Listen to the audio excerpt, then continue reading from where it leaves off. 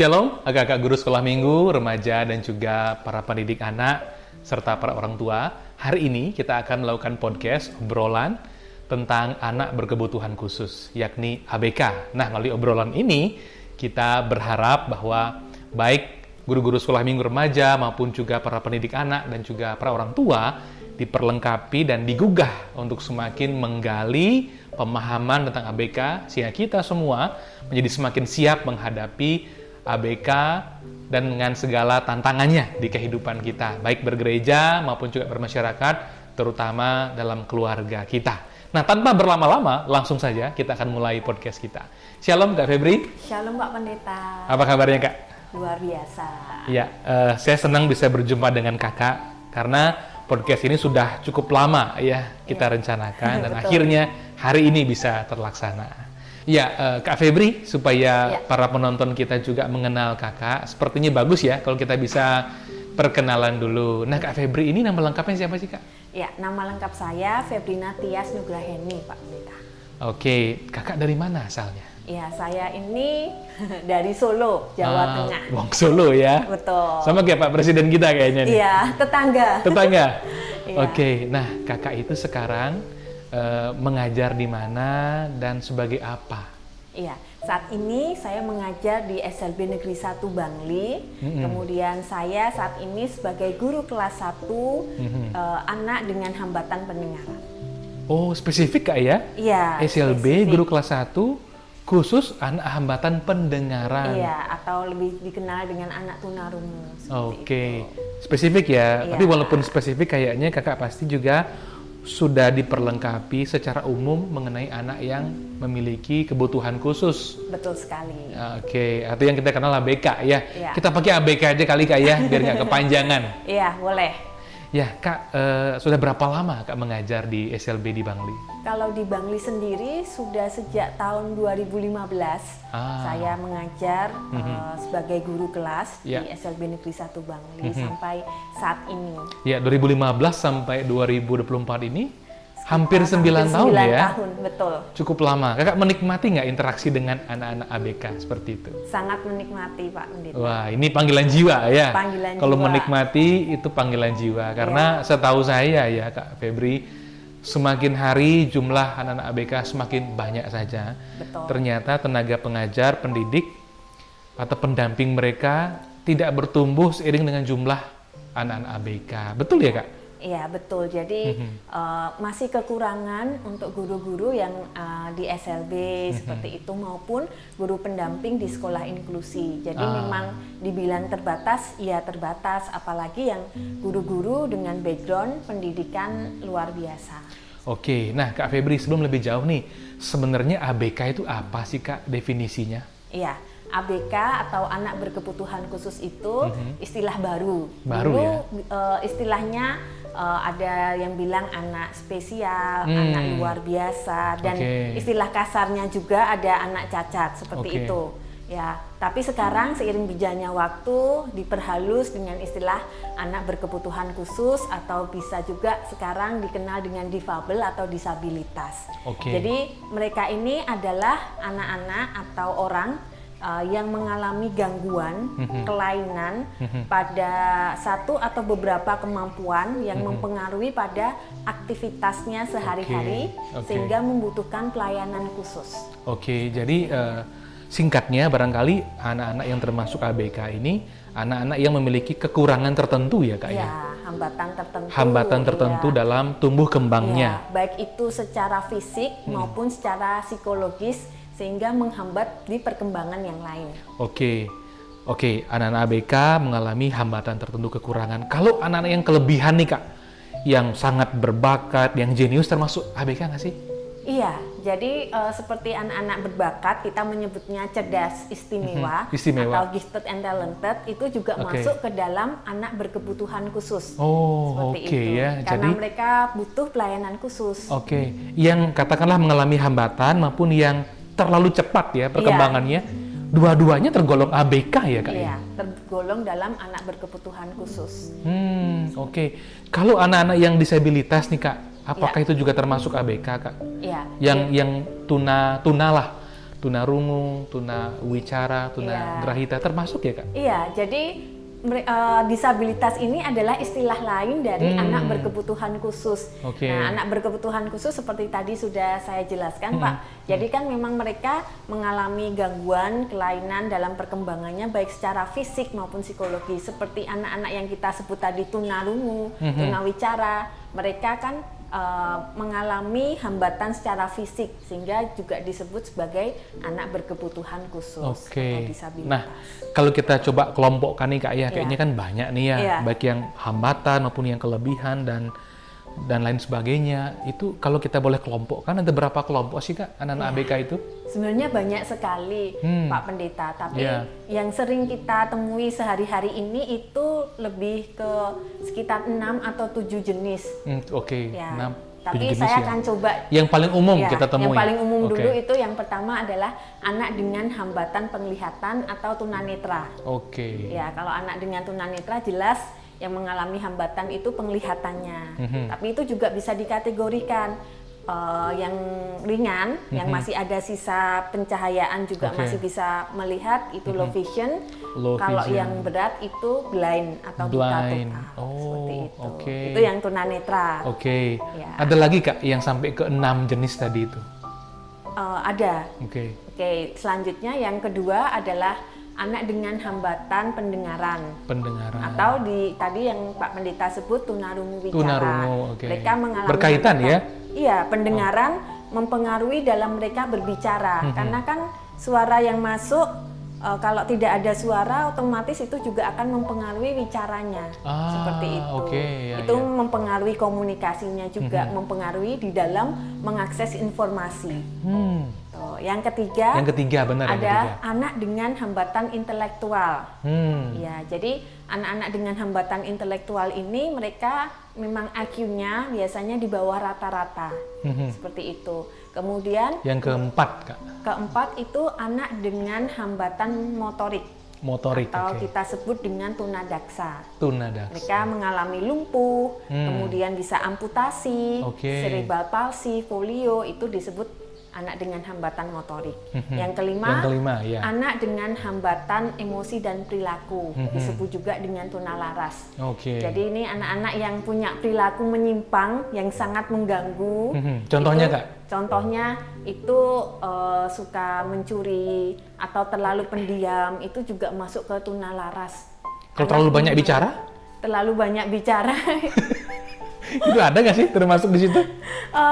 Talkative ya? Iya, jadi kalau ada gimana ya, kalau yang tunalaras itu lebih ke perilaku-perilaku yang memang sangat mengganggu sekali di lingkungan kita, seperti dia suka jahilnya itu yang memang susah sekali untuk dikasih tahu seperti itu. Di luar nalar ya? Di luar nalar. Jahilnya di luar nalar. Ya, agresif, impulsif, yang tiba-tiba kita nggak ngapa-ngapain, tiba-tiba dipukul seperti itu. Ya, menarik ya. Yang ke-6 sekarang ya? 6, itu ada anak autis yang sering kita dengar. Atau bisa autisme seperti itu kan penyebutannya. Jadi dia juga ada masalah sosial, masalah emosi dan perilaku, kesulitan untuk bisa berinteraksi dengan orang lain. Itu 6 yang sering paling umum ya, muncul di masyarakat. Tapi masih ada beberapa lagi. Mungkin di pendalaman berikutnya kita bahas yang yang lebih luas lagi ya. Tapi 6 ini yang paling umum ya terjadi. Takut nggak cukup nanti. Iya, benar. Nah Kak, sebenarnya anak yang termasuk ABK ini Kak, sejak umur berapa sih Kak bisa dideteksi? Iya, sedini mungkin. Sedini mungkin. Iya, sejak bayi baru lahir itu pun juga perlu kita curigai. Sejak baru lahir? Baru lahir. Gimana itu Kak? Ya, jadi contohnya anak tunarungu wicara itu biasanya kalau dia lahir itu nggak nangis. Tidak menangis? Tidak menangis, itu yang perlu diwaspadai juga. Tapi memang kalau tidak menangis belum tentu dia tunarungu wicara juga, tapi itu bisa menjadi salah satu sinyal yang perlu kita waspadai seperti itu. Kemudian waktu bayi itu ketika diajak berinteraksi, ada respon atau tidak seperti itu juga perlu kita curigai kalau nggak ada respon. Seperti dipanggil nama ya, dia noleh nggak sih? Nama, noleh atau enggak, atau lebih banyak melihat yang lain seperti itu, atau sejak bayi suka sesuatu yang berputar, itu bisa arahnya ke autis juga. Tapi kayak banyak anak suka sesuatu yang berputar, Kak. Kipas angin, pedal sepeda itu kayak menarik tuh. Seperti itu. Itu. Jadi memang sejak dini, sejak bayi, apalagi juga kalau contohnya Down syndrome. Down syndrome itu sejak bayi sudah kelihatan dari fisik bayinya itu, Pak. Kalau memang pasti ada yang menunjukkan hambatan, nah itu bisa segera dibawa ke dokter anak atau ke ahli tumbuh kembang untuk konsultasi seperti itu. Nah, Kak, mengenai anak ABK tadi yang sejak bayi sudah bisa dideteksi gitu.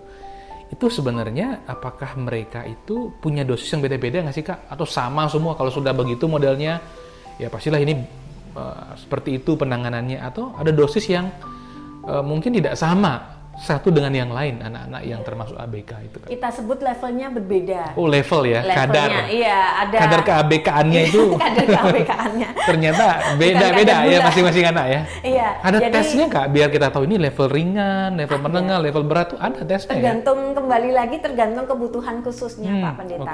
Jadi mungkin dimulai dari yang paling awal dulu, itu tahap identifikasi. Identifikasi itu ya, itu tadi dari awal, sejak dari bayi atau sejak dari bayi, balita, kok ini anak kok beda responnya dengan yang lain. Artinya sejak awal sudah kelihatan beda. Iya, itu yang identifikasi itu bisa dari orang terdekat, itu keluarga, orang tua. Kok anak ini pertumbuhannya kok terhambat seperti itu, kok nggak seperti yang lainnya. Itu identifikasi dulu. Kalau terus dilihat lagi ternyata memang ada memang berbeda, nah itu perlu kita melakukan konsultasi ke ahli tumbuh kembang maupun ke dokter anak seperti itu. Ya, ada yang belum terdeteksi nih sejak bayi. Ternyata saya dengar-dengar ada juga yang terdeteksinya sejak balita gitu mungkin, Kak. Iya. Itu berarti yang balita baru terdeteksi lebih ringan ya cenderung ya? Karena lebih belakangan terdeteksinya. Tidak juga. Tidak juga. Mungkin nggak aware aja ya orang tuanya. Iya, kurang aware aja. Kalau sebenarnya anaknya itu mengalami kebutuhan khusus, tapi mungkin selama ini ya paling terlambat seperti itu. Jadinya akhirnya ya kurang tertangani seperti itu. Biasanya kalau nggak katakanlah terdeteksi sejak bayi, balita pastilah terdeteksi ya. Atau usia sekolah mungkin ya. Bisa. Seringkali gitu ya. Iya. Selamat-lamatnya biasanya pasti terdeteksi di usia sekolah. Betul. Entah dia TK maupun SD, biasanya segitu ya. Iya. Jadi ambil saja kasus di sekolah saya, Pak Pendeta. Ada siswa pindahan dari sekolah reguler. Oh, sempat ke reguler malah ya? Iya, sempat ke reguler sampai kelas 6, masuk ke sekolah saya SMP LB. Ternyata anak ini belum bisa baca sama sekali. Kelas berapa itu, Kak? Kelas 6 masuk kelas SMP. Kelas 6 mau SMP? Iya. Wih. Belum bisa membaca, menulis nama sendiri saja itu masih kesulitan. Tapi kok bisa naik kelas ya? Itu ajaibnya di situ. Itu tadi. Kemudian ada perilaku yang menyimpang. Dia itu suka membuat onar di sekolahnya, berkelahi dengan temennya, suka mengganggu temennya, seperti itu sampai orang tuanya sudah kewalahan untuk menasihati dia, seperti itu. Nah, Kak, berbicara anak yang udah terdeteksi ABK gitu ya, apa sih respon terbaik, Kak? Begitu kita tahu anak kita ABK, tentunya ke dokter ahli gitu ya. Tapi sebenarnya saya sih dengar-dengar gitu, kayak ada orang tua yang merasa enggak kok, anak saya nggak ABK, ini normal. Apa sih katakanlah nasihat Kakak mengenai orang tua atau mungkin yang memiliki anggota keluarga yang katakanlah sebenarnya ABK gitu? Iya, jadi saya pikir sih pasti tidak mudah. Iya, pasti tidak mudah. Harapannya kan kita punya anak yang bertumbuh dengan baik seperti itu. Tapi jika memang mendapatkan bahwa memang anak kita atau saudara tetangga kita berkebutuhan khusus, yang pertama adalah penerimaan. Karena mereka butuh penerimaan yang terutama dari keluarga, dari orang-orang terdekat. Itu menjadi support system untuk anak itu dapat bertumbuh dengan lebih baik ke depannya nanti. Penerimaan itu seperti apa sih konkretnya, Kak? Jadi penerimaan itu bisa dimulai dari, oh ya anak ini memang ada hambatan, oh anak ini memang berbeda dari yang lain, berarti kita coba menggali potensi apa yang masih bisa dikembangkan. Bisa diberikan terapi seperti itu. Kemudian juga mengajaknya ke tempat-tempat umum, istilahnya tidak ruangan terbuka, tidak lebih banyak ke ruangan terbuka. Kita ajak untuk tidak malu untuk membawa anak tersebut di tempat umum seperti itu. Jadi itu adalah salah satu bentuk penerimaan. Jadi anak akan merasa oh iya saya memang diterima seperti itu. Karena kita tahu waktu dulu itu banyak juga kan anak-anak yang simpan orang tuanya, tidak disembunyikan ya. Barangkali orang tuanya merasa malu gitu ya. Betul, iya. Padahal sosialisasi kemudian rasa diterima itu penting untuk anak-anak sebelum dia nantinya akan mendapatkan pendidikan. Jadi sekalipun anak itu ABK, mereka itu merasakan ya bahwa mereka itu diterima, dikasihi, itu merasa ya Kak ya? Merasa. Jadi begini Pak Pendeta, itu juga terjadi di sekolahan saya. Jadi memang yang saya lihat ketika beberapa anak, kami menerima beberapa anak yang pindahan dari sekolah reguler. Mereka biasanya mengalami bullying. Bullying, diejek, akhirnya dikerjain. Betul. Jadinya ketika datang itu dalam kondisi mentalnya agak terganggu. Sudah katakanlah terluka batinnya. Betul. Jadi pemalu, menutup diri seperti itu. Tapi lambat laun ketika mereka sudah bersekolah di sekolah luar biasa di SLB, mereka mulai tumbuh rasa percaya dirinya. Yang awalnya cuma sendiri terus sekarang sudah mulai berteman, sudah mulai bergaul. Dan saya juga bertanya, kamu lebih suka sekolah di sebelumnya atau yang sekarang? Saya lebih suka sekolah yang di tempat sekarang, Bu. Saya lebih nyaman seperti itu. Ada beberapa anak yang bisa bilang kok kalau di sekolah yang dulu itu saya suka dibully, baik itu dari guru maupun dari teman-temannya seperti itu. Dan saya lebih senang kalau saya sekarang di sini, sekolah di sini. Nah Kak Febri, kapan sih waktunya anak itu memang ini kayaknya harus ke SLB nih, ini kayaknya bisa lah di sekolah reguler gitu. Bagaimana membuat keputusan itu Kak? Yang mana yang duluan? Apakah ke SLB duluan nanti sudah lebih katakanlah lebih bisa berinteraksi, lebih bisa berfungsi baru pindah ke reguler, atau coba di reguler dulu nggak bisa baru pindah ke SLB? Gimana sih Kak? Yang pertama adalah ke ahli tumbuh kembang atau psikolog dulu. Minta rekomendasi. Betul sekali. Jadi itu juga berlaku di sekolah kami Pak. Jadi sebelum anak-anak diterima di sekolah di SLB harus ada surat rujukan lah istilahnya. Rujukan dari psikolog untuk tes IQ atau dari dokter THT jika memang dia tunarungu, atau mungkin dari tumbuh kembang, ahli tumbuh kembang kalau memang anak ini bermasalah atau anak ini mengalami gangguan kelainan dan disebut berkebutuhan khusus, pasti nanti akan direkomendasikan untuk di sekolah luar biasa. Ya walaupun barangkali mungkin aja rekomendasinya bisa berubah Kak ya. Awalnya kayaknya bisa nih di reguler, di inklusi mungkin ya. Sekolah yang menerima baik yang ABK maupun non ABK. Tapi ternyata kok agak sulit ditangani di sini. Akhirnya berubah rekomendasinya. Bisa ke SLB. Gitu. Tergantung itu tadi level kebutuhan khususnya seperti itu. Nah Kak Febri, anak yang ABK itu mungkin nggak suatu hari nanti bisa bekerja, diterima di sebuah instansi begitu, mandiri secara finansial dan juga mandiri di kehidupan bermasyarakat? Apakah mungkin bisa begitu Kak? Mungkin sekali. Mungkin sekali. Dan sudah banyak yang menunjukkan hal tersebut Pak Pendeta. Ada nggak salah satu contoh konkret dah Kak? Iya, salah satu contoh konkret yang juga menjadi inspirasi buat saya itu adalah Ibu Angki Yudhistia. Ibu Angki Yudhistia? Iya, beliau adalah staf khusus presiden yang mengalami hambatan pendengaran, tapi mampu menunjukkan kemampuannya sebagai staf khusus presiden dan juga saat ini terus berjuang untuk inklusivitas bagi kaum disabilitas. Wow, luar biasa ya. Nah, ada nggak contoh yang lain lagi Kak selain staf presiden? Ada juga atlet dari Bali, yaitu namanya Ninengah Widiasih. Ya. Ninengah Widiasih. Ya, beliau adalah atlet angkat besi. Ya, mengalami hambatan motorik atau tunadaksa, tapi cemerlang dalam bidang olahraga angkat besi. Ya, walaupun beliau mengalami hambatan secara fisik ya, tetapi ternyata masih bisa Bisa. Bahkan bisa berfungsi sekali. di olahraga yang juga menuntut fisik. Betul sekali. Angkat besi. Iya, betul sekali. Wah, Pak luar Udin. biasa Kak. Dan ya. masih banyak lagi di bidang-bidang yang lain.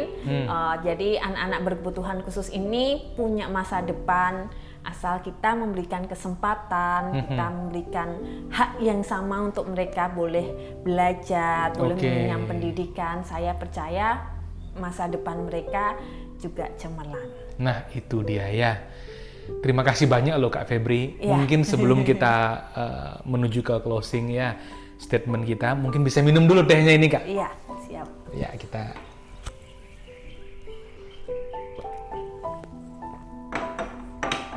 Ya, sebelum saya tutup perbincangan kita, barangkali ada yang mau disampaikan sebagai kesimpulan Kak Febri untuk para penonton kita semua. Ya, jadi harapan saya kalau mungkin kita bertemu atau menemukan anak-anak dengan berkebutuhan khusus, mari kita rangkul, mari kita terima. Mereka bukan butuh dikasihani, tapi mereka membutuhkan kesempatan yang sama untuk bisa mendapatkan hak-haknya sama seperti kita. Ya, terima kasih. Nah, kalau boleh saya simpulkan, para kakak-kakak semua maupun juga pegiat anak dan para orang tua, intinya adalah anak ABK punya masa depan, Kak ya? Iya, betul. Anak ABK punya masa depan, jadi jangan kecil hati. Kalau itu adalah anak kita atau bagian dari keluarga kita, komunitas gereja kita, dengan penanganan yang sedini mungkin, mereka pun juga akan bisa berfungsi di masyarakat sesuai dengan kelebihan-kelebihan yang mereka miliki. Ya, demikian Kak Febri. Terima kasih banyak atas perbincangannya. Tuhan Sama-sama, memberkati Pak. kita, Kak.